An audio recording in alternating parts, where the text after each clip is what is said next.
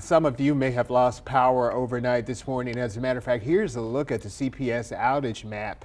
By 7 o'clock this morning, there were 61 outages affecting more than 21,000 customers.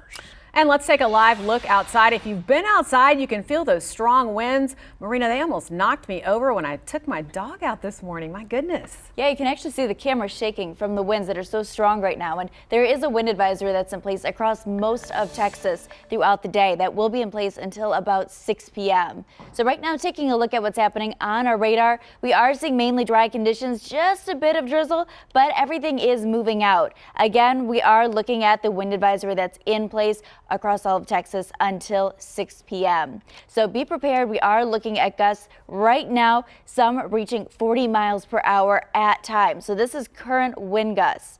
Be prepared, tie anything down or take it down if you haven't already. We're going to take another look at how long this wind will be in place and the impact it's going to have on our temperatures coming up.